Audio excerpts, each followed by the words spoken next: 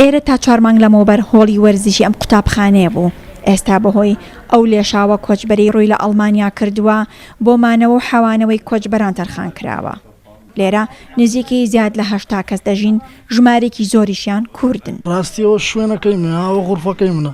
4 مانگە لێکوانەمە، یعنی هیچ توابێکم نییە، هیچ شتێکم نییە، بەس خواردن و نان و ئاوی سرعەتەکەمە، فەقەت ژیانەکەیە. کوردستان بۆ من خۆشترە ڕاستە، بەس من ناچاری هاتم، یعنی کێشەکەم هەیە بۆیە هاتم بۆ ئەڵمانیا. ئێمە ئەوە 4 هەیڤن لێرە ئەژین، 4 هەیڤن لێرە ئەژین، ئەوە ژیان نییە بۆ بۆن، بۆ نەخۆشی، بۆ حەساسی، بۆ هەر تشتێکی. تازە ئەوی جواب بنەوە هاتیە ڕەفش دەرێت ئەتو دەگەرینەوە بلغاریا.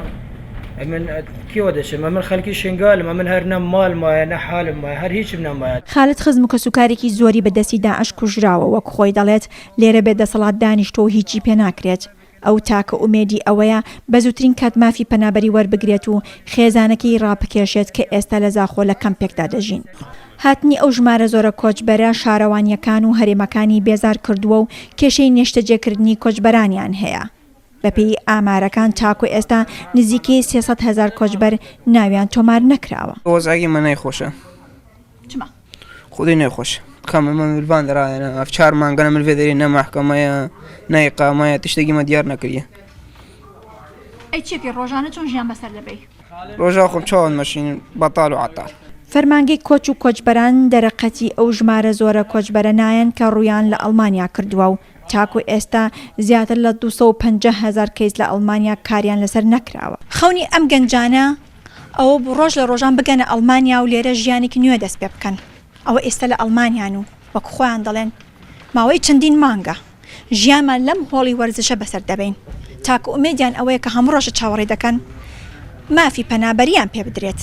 ئەوەشکەی دەبێت کەس نازانێت. ئەو شەپۆلە کۆچبەری ڕووی لە ئەڵمانیا کردووە وای لە حکومەتی فیدراڵ کرد بۆ خێراترکردنی ڕەوتی کەیسەکان نزیکی 30,000 کارمەند لە فەرمانگەی کۆچ و کۆچبەران دامەزرێنێت. لەلایەکی دیکەوە لە 24 سێپتەمبەرەوە حکومەتی ئەڵمانیا گۆڕانکاری لە یاسای مافی مانەوە کرد و ئەو یاسایش پەسەند کرا کە دەڵێت ئەو کەسانی مافی مانەوەیان هەیە دەبێت بە خێرایی وەڵام وەربگرن و نیشتە جێ بکرێن. ئەوانی مافی پەنابەریشیان پێنادرێت دەبێت بگەڕێنەوە بۆ وڵاتی خۆیان. ئاڵەشاڵی ڕوودا و ئەڵمانیا.